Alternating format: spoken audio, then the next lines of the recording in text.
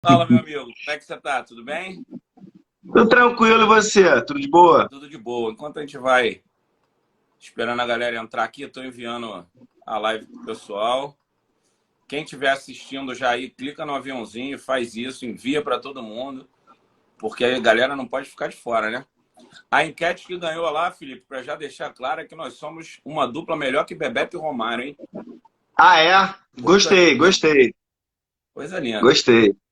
Não, eu lembro dessa dupla, né? Mas eu era bem novo, Vai enganar entendeu? o outro, gente. Aqui todo mundo te É, conhece. assisti- Tá cheio de aluno não, era nosso, bem. cheio de aluno nosso na live, cara. Hoje, não sei se você sabe, Daniel, tá comemorando os 20 anos, né, do pentacampeonato. Essa Copa, de fato, eu lembro bem. Essa de 2002 eu lembro. De 94, não muito bem, não. 94 eu lembro bem. Queria dizer, É, inclusive, que eu sou o Romário dessa dupla, porque eu faço mais gols. Isso é importante deixar claro. então tá, deixa você na cara do gol. É isso. Bom, a gente vai iniciando então, galera. Já enviei aqui para um monte de gente, vai enviando aí também. Bom, hoje, né, vocês devem estar achando até assim, pô, não é possível, cara. O Daniel só chama os amigos dele nessa live, porque eu sempre começo falando assim, Felipe, esse além de um grande especialista nessa área, é um grande amigo. Pois é, galera, eu tenho muitos amigos feras, né? E isso já é um ensinamento para vocês. O networking ele é muito importante. E quando você consegue associar isso a uma amizade real, de verdade, é muito bacana. Então, de fato, mais uma semana aí, eu estou com um grande amigo. Felipe, eu tenho chamado aqui nessa live grandes especialistas de determinadas áreas e que tenham alguma relação com lesão. E você, professor Felipe Teixeira, é um grande especialista em anatomia e biomecânica, né? É um cara que eu conheço, que trabalha comigo dando aula na universidade. E aí eu vou falar a minha visão do profissional Felipe. Eu vejo você como um cara que desmistifica a anatomia, né? O que eu acho mais legal é que eu pego lá os alunos mais avançados na faculdade, todo mundo que fala que passou pelo Felipe na anatomia fala, cara, era muito bom de aprender, ele tornava a anatomia fácil, né? Então isso eu acho que é algo muito importante. A gente vai falar sobre isso hoje, porque a anatomia ela tem um papel muito importante na nossa profissão. E às vezes a gente está imaturo ainda, né, lá no início, e acaba não entendendo esse valor. Então, queria te parabenizar, além de seu amigo, pode ter certeza que eu sou seu fã como profissional. Ouço muito elogio a você dos alunos e estamos vendo os elogios aí na live, né? Raí, da Ilha, né? Galera boa aí que foi nossa aluna. Então, é muito elogio bacana. Cara, muito obrigado pela presença. Para quem está chegando agora aí na live, a gente vai falar da anatomia associada à prevenção de lesões. E a gente vai ver que alguns conceitos muito básicos de anatomia, eles podem fazer uma diferença muito grande na hora de evitar ou de prevenir algum tipo de lesão. Felipe, seja muito bem-vindo. Agora eu vou deixar você se apresentar também. E para quem não me conhece ainda e que é seguidor do Felipe, eu sou o professor Daniel Leão, sou especialista em prevenção e recuperação de lesões, também sou professor universitário e tenho falado muito nas minhas redes sociais, não só de prevenção e recuperação de lesões, mas do personal como um todo, da carreira de personal como um todo, de como captar aluno, de como reter aluno. Então, esse tem sido aí o meu propósito nos últimos tempos. É com você agora, Felipe, seus boas-vindas aí, seja muito bem-vindo. Meu querido, de fato, somos grandes amigos. Nos conhecemos nem há tanto tempo, né? Há 4 anos, só que foi um vínculo bacana, foi uma relação Bebeto e Romário mesmo de cara. Então, além da nossa relação profissional, a relação pessoal que existe também é bem bacana. Então, tenho o prazer de estar aqui. Você sabe que a hora que você precisar, eu estou aqui à sua disposição. E para mim está sendo até diferente, né? Por mais que é, eu tenha essa relação direta com a câmera, né? E que toda semana eu tô lá, né? Fazendo as minhas gravações e tudo mais, mas já tem um bom tempo que eu não faço uma live. Já tem um tempão, acho que deve ter 1 ano e meio, 2 anos, né? Aqui no Instagram, né? Então já tem um bom tempo que não faço e está sendo, né? interessante porque a gente acaba voltando um pouco no tempo, principalmente naquele período pandêmico, né, que remete um pouco de algumas situações muito chatas, mas ao mesmo tempo também fez com que a gente inovasse, renovasse e crescesse. Né? E ao passo que eu tive essa oportunidade de emergir nesse mundo digital, eu tive a possibilidade de realmente conhecer um mundo totalmente diferente e acredito que todo mundo que correu atrás e buscou entender esse meio percebeu que de fato era um mundo muito grande, né, que de fato tinha muita coisa para poder vasculhar, crescer e melhorar. E hoje em dia eu tenho aí a minha rotina profissional mediada por dois caminhos, né? A vida profissional presencial, em que a gente continua a rotina profissional pré-pandemia, em que a gente tem as nossas aulas, ministra as nossas aulas, faz as nossas pesquisas presencialmente e dentro da minha área de atuação, né, que é a biomecânica e a anatomia, principalmente a anatomia músculo-esquelética. E com essa minha experiência pandêmica, com os vídeos, gravações e tudo mais, eu tive a possibilidade de entrar para uma plataforma online, né, de gravações de vídeos para acadêmicos de medicina. E hoje em dia eu sou coordenador da anatomia da plataforma Jaleco Acadêmico, que é uma plataforma que há pouco tempo foi comprada pela editora Artmed, que é uma editora bastante conhecida dentro da nossa área, né, da medicina, né, tem área médica, biomédica, educação física. Então, atualmente eu sigo por essas duas linhas e gosto de falar, gosto de contar, né, um pouco sobre anatomia, o corpo humano, como ele funciona. Além disso, né, mestrado, doutorado, fechei o pós-doc agora, entreguei relatório agora do pós-doc. Algumas possibilidades podem estar vindo por aí também para a área acadêmico-científico, deixar acontecer, mas é isso aí. Mais ou menos o que eu gosto de fazer, o que eu faço dentro da minha vida profissional. Maravilha, meu amigo. Olha, presença ilustre aí, o professor Hélio Vaz, grande nome do futebol carioca.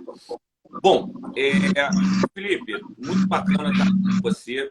E aí, antes da gente começar, você tocou num ponto muito bacana e eu acho que vale a pena a gente dar um estalo aí no mindset dessa galera que está assistindo. A gente está vendo que tem muito profissional já formado, tem muito aluno nosso aqui da faculdade, né? Ou que já foi nosso aluno e está recém-formado. E a gente precisa desmistificar essa história de que a educação física é uma área difícil, é uma área complicada, que não dá para ter sucesso. A gente está falando aqui, e vocês estão assistindo, dois profissionais que têm sucesso única e exclusivamente com educação física. Olha o tamanho disso. O Felipe é coordenador de uma plataforma de anatomia de medicina. E ele é professor de educação física, ele não é médico. Então, é possível, claro, precisa se especializar muito, né? E quando a gente fala da área de anatomia, por exemplo, essa especialização acadêmica do Felipe é fundamental. Quando a gente leva para a área do personal, além da especialização acadêmica, você precisa se especializar em muitas outras coisas, precisa entender de relação interpessoal, entender de vendas, entender de retenção. Então, não tenham dúvida de que o caminho sempre vai ser esse, sempre vai ser estudar e se especializar, e assim você vai virando autoridade. Eu costumo falar isso, boa parte do Rio de Janeiro hoje, quando se fala em prevenção e recuperação de lesões, pensa no Daniel Leão. Não é à toa que eu sou convidado para muitos congressos, para dar muitas palestras, muitos cursos, aulas em pós-graduação, sempre voltado para essa área. E quando a gente fala de anatomia no Rio de Janeiro, não tenha dúvida ali que o nome, dentre top 3 ali, vai surgir o nome do Felipe. Então, isso é que eu falo sobre virar autoridade. Mas vamos para a nossa live, vamos falar de anatomia e prevenção de lesões. E eu já vou começar, Felipe, com um assunto que me deixa encucado desde a época que eu estudava. E aí eu não sei se você vai conseguir tirar minha dúvida ou se você também fica nesse passe, nesse paradigma do que deveria acontecer.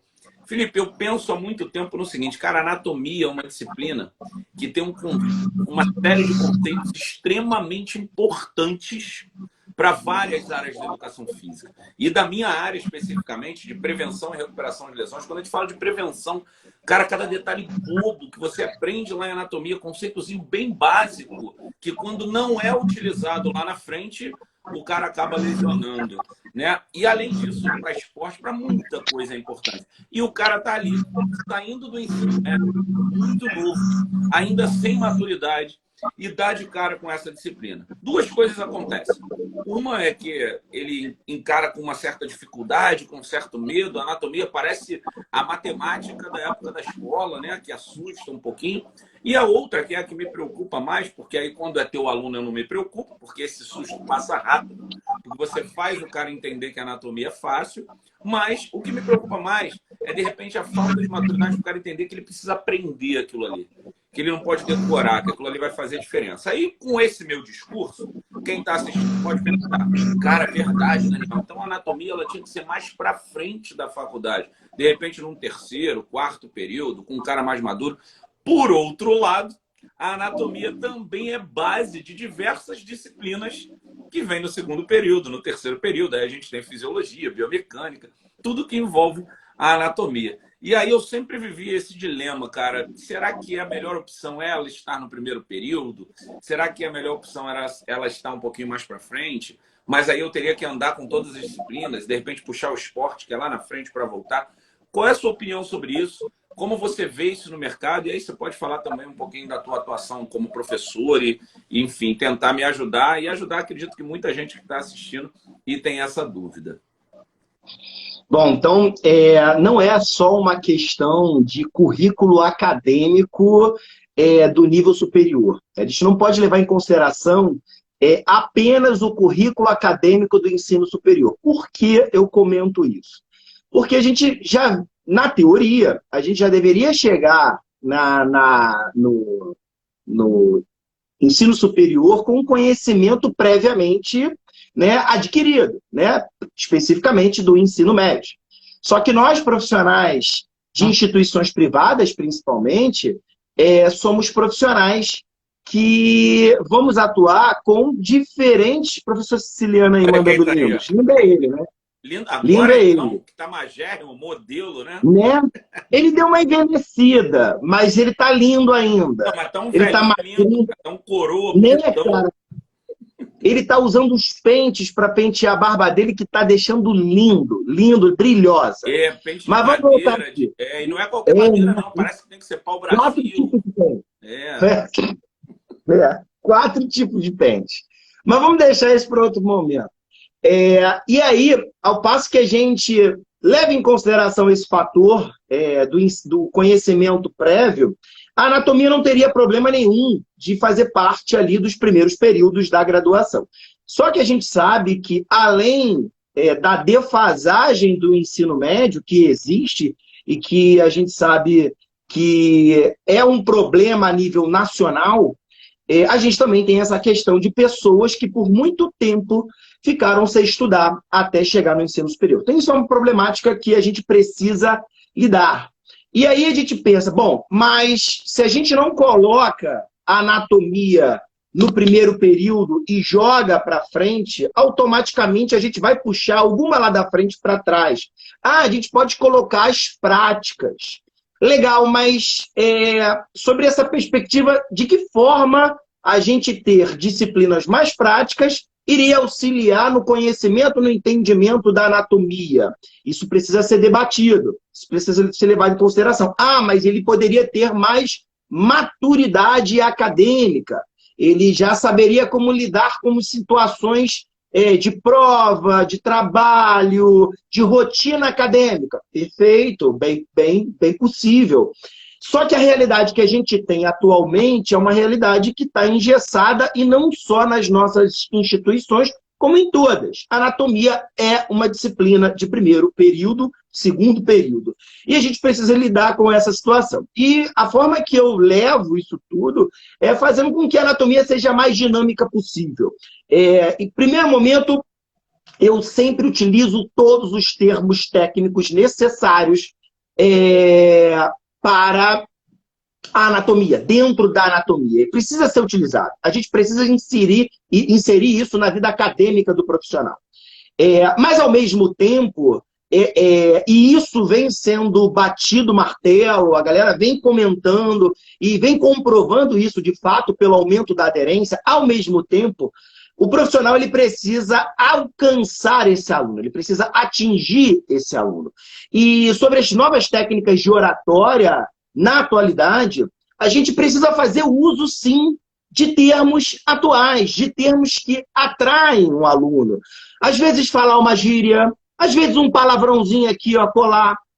Fazer com que a aula ela seja mais dinâmica, mais atraente, e que, de fato, a gente diminua o máximo possível o espaço entre professor e aluno. Porque, no final, nós somos todos iguais, nós somos seres humanos. Eu tenho um pouquinho mais de experiência, eu tenho um pouquinho mais de tempo de estudo, mas todos nós somos iguais. E o meu principal objetivo ali é fazer com que o aluno entenda, que ele se sinta atraído pelaquela disciplina.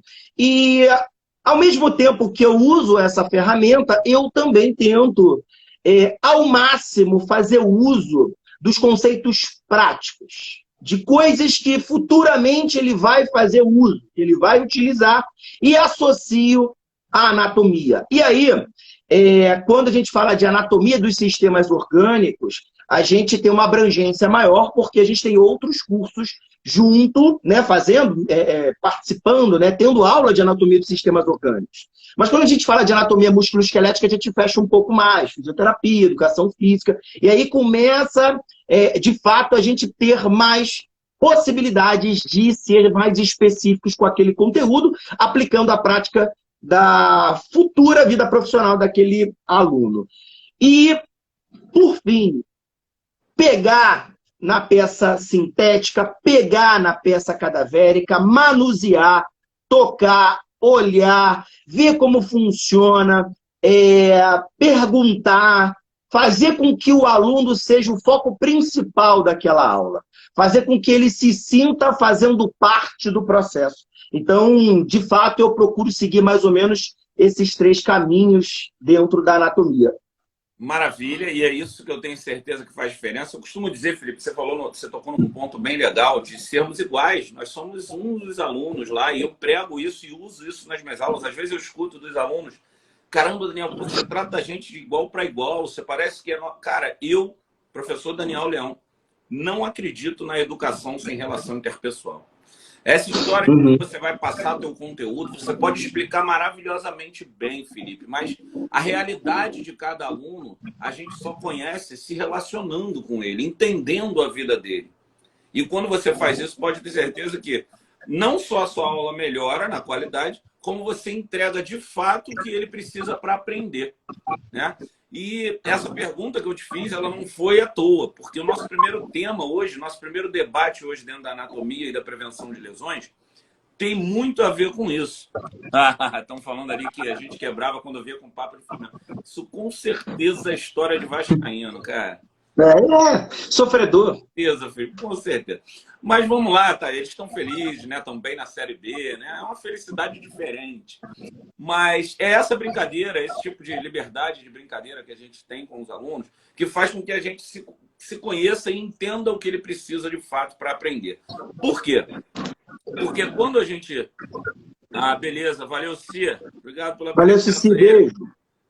E aí, quando de fato você consegue fazê-lo aprender, a gente tem menos problema lá na frente. E tem uma coisa que eu costumo falar muito nos meus cursos de prevenção de lesões de coluna, que me assusta, porque é um conhecimento dos mais simples e talvez um dos primeiros que você fale lá nas aulas de anatomia do sistema musculoesquelético, do aparelho locomotor, é sobre as curvaturas da coluna. A gente aprende lá que as curvaturas da coluna, elas estão ali para dissipar sobrecarga.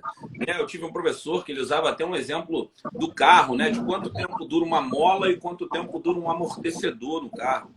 Todo mundo tem que trocar o amortecedor do seu carro, você fica mais de 2, 3 anos com ele. É uma mola muito difícil. Ela é a espiral, ela dissipa melhor a sobrecarga. E aí a curvatura vai lá e tá lá para dissipar a sobrecarga, né, as lordoses e cifoses, e aí alguém vai lá e fala assim, você tem que retificar aqui a tua coluna, você tem que encaixar o quadril para ficar mais equilibrado e fazer o exercício. E outras pessoas escutam isso e talvez, quando você enxergue, você olhando para quem tem a prática, e é muito legal, nós temos também a vivência prática no mercado, a gente não nasceu profissional de uma universidade, né? Eu dei personal, já trabalhei em academia, você com CrossFit, enfim, então a gente tem mercado, a gente entende. Então, quando você olha de fora, de fato, quando o cara encaixa o quadril, por exemplo, para fazer um bíceps, um desenvolvimento, ele fica mais equilibradinho. Aí aquilo ali pode parecer que, pô, bacana, interessante. Só que se o cara tivesse na cabeça dele esse conhecimento simples que ele teve lá no início da faculdade, e ele não tivesse decorado isso, tivesse aprendido a aplicabilidade, você falou que faz isso, a gente precisa entender a aplicabilidade das coisas. Quantas vezes a gente, enquanto aluno na escola, se questiona para que eu estou aprendendo isso? Se eu não vou trabalhar com isso nunca, se eu detesto essa área. Então, ali o cara já está na educação física, ele já escolheu, é a área dele. Você precisa fazê-lo entender onde ele vai usar. Porque, de fato, quando eu enxergasse aquele movimento, se eu tivesse esse conceito limpo na minha cabeça, eu falo, não, peraí, tem alguma coisa errada. Porque encaixar o quadril, eu retifico a curvatura da lordose lombar. E quando eu retifico a lordose lombar, de fato, eu vou aumentar a sobrecarga axial, vou aumentar a pressão. E eu falo isso nos cursos, e aí até para te dar um retorno, e as pessoas enxergam como algo assim, caramba, Daniel, que sacada, que insight que você teve. E eu fico, meu Deus, me preocupa. O que você acha? Será que tem a ver com essa maturidade? Será que alguns profissionais, de repente, não estão associando diretamente a aplicabilidade? Por que você acha que acontece da gente ver erros tão básicos como esse? Bom, eu acho que eu sempre pergunto para os alunos dos primeiros dias de aula por que eles estão ali, né? Essa é a minha pergunta. O que vocês estão fazendo aqui? Por que vocês escolheram esse curso? Eu sempre pergunto. Porque eu preciso saber se aquele indivíduo, aquele aluno, pesquisou sobre a futura profissão dele e, de fato, inicialmente ele, né? Bom, eu acho que é isso que eu quero. Ah, mas eu acho que eu quero seguir por esse caminho. Ah, mas eu acho que eu quero seguir por aquele outro caminho. Mas saber se ele tem um mínimo de noção do que ele quer fazer seguindo aquela vida profissional. Então, esse é o primeiro momento. Essa é a primeira questão que a gente precisa ter. Então, não podemos escolher de olhos fechados. A gente precisa saber qual é o caminho que a gente quer seguir inicialmente. É claro que as coisas mudam bastante ao longo do processo de formação. Ao passo que eu começo a escutar alguns motivos para que eles pelo fato de eles terem escolhido aquela área, eu começo a fazer uso, né, dos interesses de cada um deles e começo a aplicar no que eu posso aplicar dentro da anatomia. Ah, então eu gosto de treinamento de força. Ah, mas eu gosto de esportes de combate. Ah, o meu negócio é trabalhar com CrossFit. Ah, não, eu quero trabalhar com Pilates. Então, eu me municio dessas informações no começo do semestre para que, de alguma forma, eu consiga fazer uso dessas informações ao longo do semestre e fazer com que a aula fique mais atrativa, né? Então, esse é o primeiro ponto que eu costumo, né, colocar dentro das minhas aulas. Só que a gente tem alguns problemas nesse meio do caminho, né?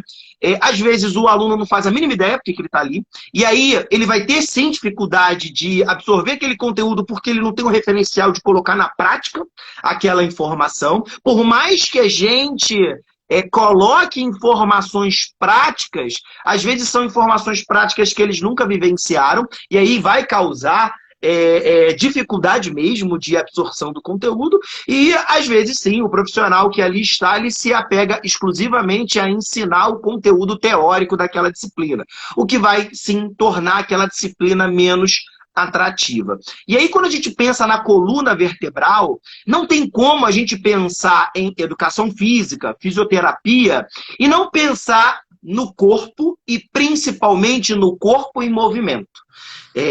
Então, o nosso ponto focal sempre vai ser o corpo em movimento. Seja para avaliar o sistema que for, Daniel, o sistema que for, a gente sempre vai ter o objetivo de entender o corpo em movimento. Não, mas eu estou avaliando aquele indivíduo em pé em posição ortostática. O corpo está em movimento. Ele está se movendo para controlar a posição do seu centro de gravidade na direção da sua base de suporte. E esse controle ele vai acontecer por arco reflexo, por ação de feedback negativo, por controle motor. Ele vai acontecer e vai ter movimento. E quando a gente fala de movimento, a estrutura central do nosso corpo é a coluna vertebral. É ela que vai dar o suporte para que todas as outras estruturas consigam realizar as suas funções de forma adequada. E para isso, a gente precisa ter uma coluna vertebral saudável. Né? E uma coluna vertebral saudável que as suas estruturas se mantenham dentro das suas condições anatômicas saudáveis. E as suas condições anatômicas saudáveis é preservando as curvaturas anatômicas. É o que eu costumo falar para os meus alunos. Vocês conseguem levantar o peso que for, né? Seja da posição que for, mas minimamente a sua coluna vertebral ela precisa se manter dentro das suas curvaturas anatômicas. Professor, eu vi um cara fazendo um deadlift, né, um levantamento terra com 220 quilos, eu fiquei impressionada. E eu fiquei com medo dele poder se lesionar, principalmente a coluna vertebral. E aí vinha com vídeo. E aí a gente olhava o vídeo, analisava o vídeo, verificava a posição, as respectivas posições, tanto da coluna cervical, torácica, lombar e região sacro-coxígea. E a gente percebia, né, que, de fato, aquele movimento mais eficiente promovia, né, uma eficiência sobre aquele... de fato, aquele movimento mais eficiente estava associado à manutenção das curvaturas anatômicas da coluna vertebral. É claro, a gente vê powerlifters, né, em que adaptam algumas posturas para poder aumentar a carga a ser levantada e que muitas dessas posturas elas acabam não respeitando as curvaturas anatômicas, mas aí a gente entra para uma característica muito associada ao alto rendimento e bem específico, né, para a modalidade powerlifting. Quando a gente pega, por exemplo, a modalidade de levantamento de peso olímpico, a gente vê indivíduos realizando movimentos com sobrecargas altíssimas e com padrão de movimento com as curvaturas anatômicas sendo totalmente mantidas. Né? Então, a gente vê, analisa, os mais eficientes, eles mantêm as curvaturas anatômicas da coluna vertebral organizadas dentro de um padrão anatômico adequado. Então, só para a gente fazer uma breve lembrança, né? A gente tem 7 vértebras na região cervical, as quais elas estão organizadas em uma curvatura em lordose, em que a concavidade está voltada posteriormente. A região torácica ela apresenta 12 vértebras e que a curvatura anatômica é em cifose, que a concavidade está voltada anteriormente. Já a região lombar são 5 vértebras mais espessas e maiores, e a curvatura anatômica em lordose, com a concavidade voltada posteriormente. Sacro e cóccix, estruturas únicas, sacro e cóccix, com a cifose, concavidade voltada anteriormente. E entre essas vértebras, a gente encontra um elemento muito importante para dar suporte a esses movimentos, que são os discos intervertebrais. E as sobrecargas impostas sobre esses discos intervertebrais precisam ser muito bem dissipadas e, principalmente, as sobrecargas elas precisam ser muito bem distribuídas. Porque a gente sabe que esse disco intervertebral ele apresenta anéis fibrocartilaginosos, que são os anéis fibrosos, no seu entorno, e no interior um elemento gelatinoso, que é o nosso núcleo pulposo. Ao passo que há uma alteração da sobrecarga, ou um desequilíbrio de sobrecarga sobre esses discos intervertebrais, isso pode gerar prejuízos acerca desse disco intervertebral, como a própria protusão discal e futuramente, de forma crônica ou em situações agudas mais pesadas, a hérnia de disco. Então é mais ou menos a linha de raciocínio. Maravilha, Felipe. Eu costumo falar, uma máxima que eu uso sempre, você falou, os caras pegam sobrecargas para a galera do LPO e a coluna mantém as suas curvaturas preservadas. Eu sempre falo que sobrecarga... Temos um professor aí, top aí, ó, Thiago Mata, professor de biomecânica da Universidade Federal do Rio de Janeiro, assistindo Maravilha. A gente aí. Uma honra. Seja bem-vindo, professor. E aí, Felipe, eu costumo dizer o seguinte, né, cara? As pessoas acham que o que lesiona é sobrecarga. Principalmente os leigos, os alunos, né, os clientes. Eles acham que a sobrecarga é a grande vilã. E, na verdade, o grande vilão é o erro de execução. Então, para você entender de execução, e por isso você está aqui com a gente, especialista em anatomia e biomecânica, a gente precisa entender muito de anatomia e biomecânica. E quando você fala do disco intervertebral, né, quando a gente bate um papo leve assim, a gente está trocando uma ideia, conversando. Mas quando os conhecimentos eles se sobrepõem e se compõem, que parece que a gente ensaiou essa live. Porque justamente o que eu vou falar agora tem relação com o que você finalizou, que é a compressão dos discos intervertebrais.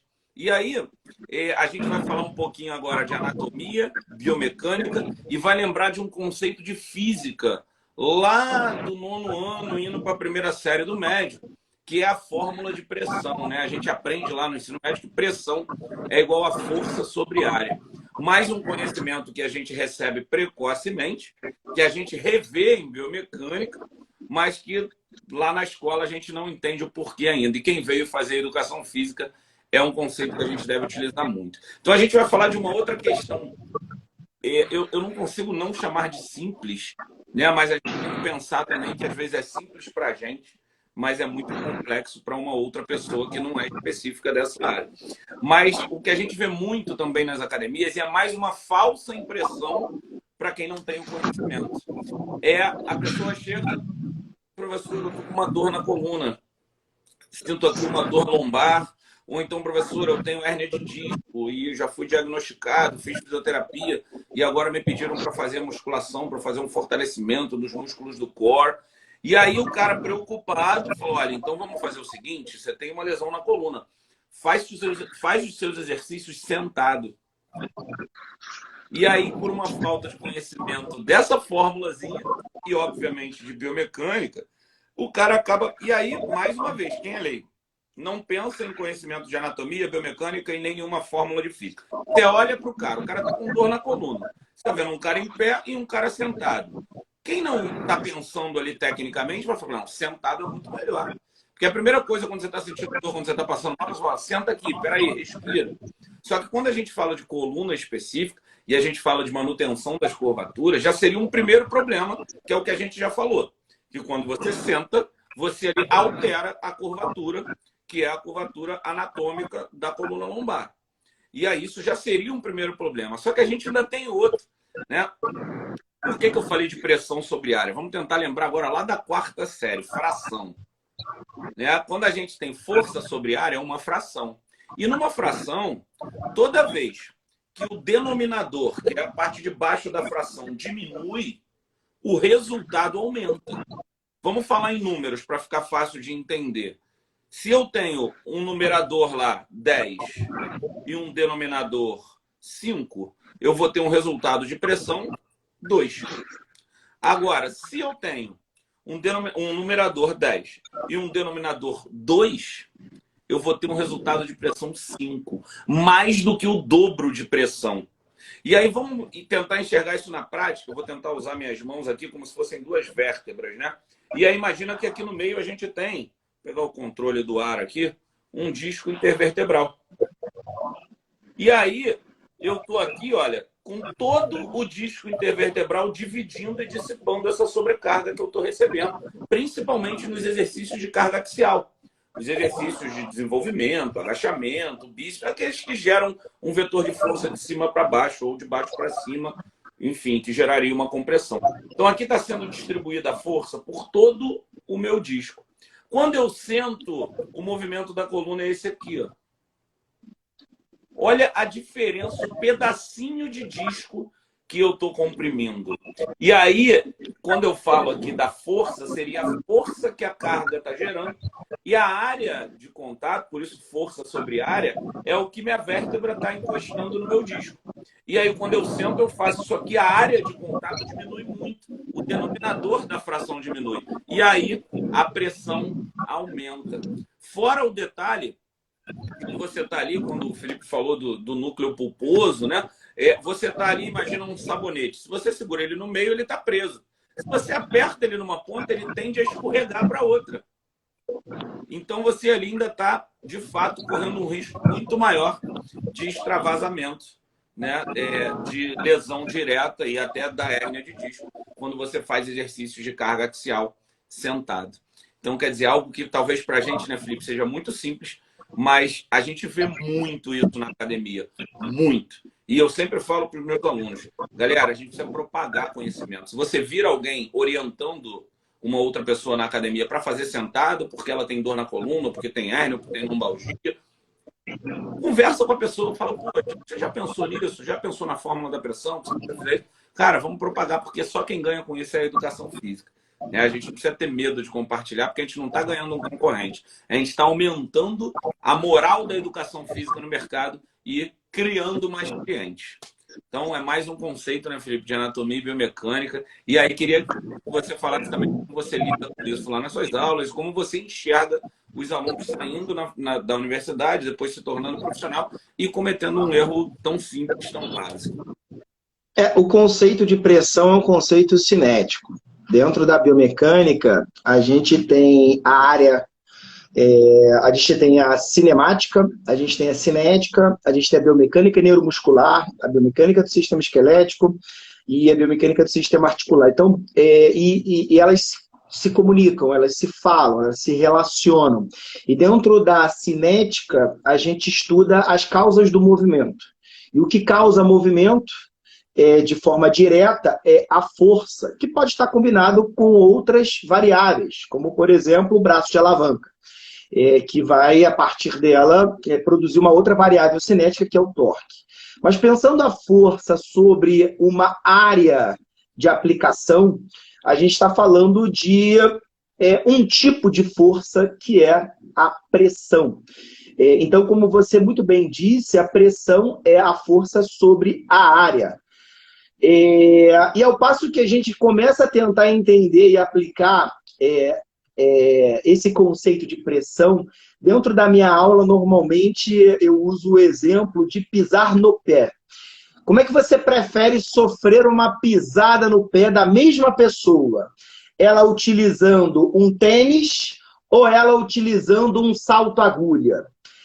E isso acaba que fica mais fácil de entender o conceito de pressão. Por quê? Porque quando a pessoa pisa no seu pé de tênis, a área de contato da sola do tênis daquele indivíduo é maior em comparação a um salto-agulha, que a área é mínima, muito pequena.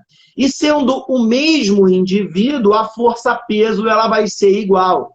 Automaticamente, a pressão para o indivíduo que sofre um pisão de um salto-agulha vai ser muito maior. E levando isso, direcionando isso para o corpo humano, isso é super aplicável. E aí a gente pensa não só, por exemplo, a coluna vertebral, a gente vai voltar daqui a pouco, mas vamos pensar no joelho. O joelho ele apresenta uma série de elementos anatômicos ali importantes para uma série de funções, até porque o joelho é a articulação mais complexa do nosso corpo. Dentre os elementos, a gente tem o menisco, os meniscos. E muita gente se confunde em termos de função do menisco e fala que o menisco ele tem função de amortecimento. Mas o menisco ele não tem exatamente essa função. Ele tem a função de dissipação das cargas, de diminuição do choque intraarticular. E essa dissipação das cargas advém em função da melhora da congruência articular. O que isso significa? Do melhoramento do encaixe dos côndilos femorais no platô tibial, né? Ali em cima dos côndilos da tíbia. Então, qual é a função do menisco propriamente dito? Aumentar a área de contato. Se você aumenta a área, como você mesmo falou, aumentou o denominador ali, você vai diminuir a pressão, porque a força ela vai ser distribuída naquela área, que no caso dessa articulação é o menisco. E a gente pode levar, a gente vai levar isso também para o disco intervertebral. Quando você implementa uma carga em um ponto específico e reduzido do nosso disco intervertebral, isso pode provocar uma pressão aumentada sobre aquele ponto específico. E ao passo que você promove isso de forma bastante intensa e aguda, isso pode gerar uma lesão aguda. Ao passo que você gera uma força menor, mas de forma repetitiva ao longo do tempo, você pode gerar uma lesão crônica. E essa lesão crônica, também, como foi falado por você, é nada mais, nada menos que o extravasamento do núcleo pulposo em direção contrária do ponto em que foi aplicado aquela pressão. E aí ela pode gerar uma compressão de algum nervo espinhal, ela pode gerar compressão da própria medula espinhal, e as consequências todos nós sabemos. Diminuição da capacidade de controle motor dos nervos espinhais que ali estão, dificuldade do envio de informações sensoriais, principalmente cutâneas, acerca daquele nervo espinhal, e consequências ainda piores, como dor, como diminuição da capacidade de gerar força, dentre outros fatores mais agravantes. Então, a gente tem essas questões e a gente precisa, sim, levar em consideração e pensar sobre. Felipe, eu costumo falar nos meus cursos, né? Cara, recuperação de lesão é um negócio que põe tanto medo nas pessoas, né? Uma das coisas que eu falo no meu Instagram, Felipe, teve uma época da minha vida e eu comecei a me interessar por biomecânica lá na faculdade. Gostei, porque eu gostava de matemática, física e tal. Achei bacana, comecei a estudar um pouco, mas quando eu estava para me formar, eu era atleta e eu rompi ligamento cruzado anterior, né? E o menisco medial, eu lesionei toda a parte posterior dele. Fiz cirurgia e tal. E ali eu estava me formando e tive que estudar. Eu estudei bastante o joelho, a recuperação de LCA e de menisco. E aí eu fiz um trabalho de recuperação, fiz a cirurgia. Em 2 semanas, com um fisioterapeuta, na época muito bom, um amigo meu, André Coelho, recuperei meu arco de movimento em 14 dias, porque eu fiz as sessões seguidas e fui para o fortalecimento. E aí, em 6 meses, eu estava jogando futebol de novo. E futebol em 7 meses. O meu ortopedista falou, Daniel, surreal, você fez um tempo de recuperação de atleta profissional. E aí eu expliquei para ele como eu estava fazendo, que eu vinha estudando isso e tal. Ele gostou e ali ele virou um parceiro meu, porque ele sentiu segurança e ele sentia falta disso. Ele comentava para mim assim, cara, o meu paciente sai daqui, eu tenho medo de mandar ele para a academia, porque eu não sei que o profissional vai atendê-lo. E as pessoas enxergam isso com medo. E aí eu fui crescendo nessa área de personal especializado em lesões e eu atendia muita gente com lesões. Chegou num momento que eu não estava dando conta mais. Aí eu comecei a prescrever só o treino, fazia contato com o professor que ia dar aula para esse cara, trocava uma ideia com ele, explicava o treino e seguia firme e eu ganhava lá pelo preço. Chegou uma hora que eu falei, cara, não está dando. Eu preciso ter profissionais comigo para eu indicar esses alunos que estão chegando para mim, eu não tenho tempo de atender. Porque uma vez que o doutor Bianco, né, que era esse médico, mandava para mim, ele espera resultado. Então eu não posso simplesmente falar para o cara assim, pô, não tem horário. Felipe, eu tinha dificuldade de encontrar profissional para me ajudar. Eu ligava pro cara, eu tô te mandando aqui, uma cliente que ela tá com uma bursite no quadril e essa bursite dela já tem um bom tempo, ela tá no momento ali pré-cirúrgico, ela vai ter que fazer uma cirurgia no quadril para trocar a cabeça do fêmur e tal. E não, Daniel, pelo amor de Deus, isso aí eu não pego, não. E aí uma das coisas que eu falo é que é simples, cara, não é difícil como parece. Só que a pessoa, obviamente, precisa se especializar, precisa estudar, precisa buscar. E quando você fala do joelho, aí uma pessoa deve ficar, pô, mas como é que é o tratamento? Como é que é a recuperação do joelho? Mais um conceito simples que você mostrou aí. Você falou do objetivo, você falou da função do menisco. Se a função do menisco é aumentar a congruência, aumentar a área de contato, é fácil eu saber que se eu tenho um cara com lesão de menisco, os movimentos com grande flexão dos joelhos serão prejudiciais. Então, de cara, eu já consigo deduzir que eu preciso parar ou preciso diminuir a minha amplitude de flexão do joelho quando eu tenho um problema no menisco. Né? Então, a análise da anatomia, por isso eu quis convidar você, porque eu sei que você é um cara que simplifica isso para os seus alunos, ela passa pelo conhecimento de anatomia e biomecânica associado à prática. E não é difícil. Né? Um dos meus objetivos, né? Eu já estou chegando na fase final, já conversei com você, até porque você é meu amigo. Eu estou lançando, a gente já tem as datas, né? As lives de lançamento vão ser desde 27 e 28 de julho.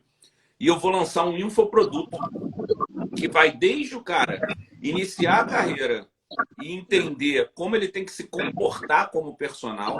Um negócio simples que eu falo. Às vezes o cara fecha, eu falo, cara, não fecha personal de corredor. Oi, tudo bem, meu amigo? Como é que tá? Tudo tranquilo? Cara, queria treinar 2 vezes na semana. Qual é a tua hora aula? Minha hora aula é tanto. Beleza, fechou. Terça a gente começa. Que isso? Começa o quê? Você não conhece esse aluno, você não fez uma avaliação, você não fez uma anamnese bem feita. Então, vai desde esse momento até atender com recuperação de lesões. O infoproduto é sobre prevenção e recuperação de lesões enquanto personal. E por que eu estou fazendo isso? Porque é uma carência que eu vejo no mercado e não pode acontecer. As pessoas às vezes comentam comigo, falam, Daniel, mas você é doido, você vai dar esse conhecimento lá para o cara ter e conseguir estudar aquilo no passo a passo? Claro. Né? Tem um dado, não lembro agora o ano específico, da IRSA, que saiu que só 20% da população praticava exercício.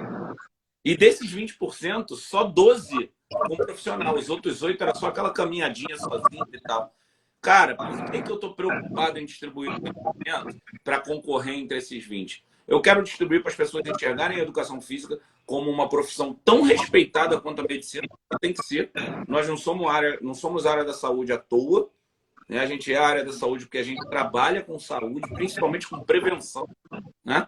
Ao ponto de que esses outros 80% falem assim, eu preciso do profissional de educação física. Né? Então é muito legal ver você falar. E tem muito a ver com o que eu trago para o pessoal. Então, assim, cara, muito bacana mesmo. A gente está entrando aí naquele momento, né, que a galera fala, né? Que está chegando ao final da live. Queria só avisar vocês, galera, se vocês quiserem, a gente ainda tem um tempinho aí. Taca a pergunta aí, pode botar nos comentários, ou então pode botar lá na caixinha, que a gente está aqui para responder. E enquanto a gente está aqui esperando aí a galera para ver se tem alguma pergunta, alguma curiosidade sobre prevenção de lesões, anatomia, biomecânica, eu aproveito para agradecer a você, Felipe. Cara, foi muito bacana esse nosso bate-papo, né? É uma conversa que às vezes a gente tem num barzinho tomando um chopp, né? A gente está ali tomando um chopp, porra, isso podia ser assim, tem profissional que dá mole nisso, o cara tinha que se dedicar ali. E agora não, agora a gente está aqui. As lives têm dado uma média aí de mais de 200, 300 pessoas passando pela live, então a gente está expandindo esse conhecimento para muita gente. Então, queria te agradecer muito, cara, e falar com você que eu estou sempre à disposição, se você quiser. As pessoas às vezes falam, mas como é que é essa história? Cara, são 2 relações, né? E por acaso com o Felipe eu tenho as 2 relações. Uma delas é uma relação de amizade / networking, que são aquelas pessoas que agregam valor e conhecimento à sua profissão, à sua área, ao seu propósito. Você precisa estar em contato com essas pessoas. E isso não é ser falso, não.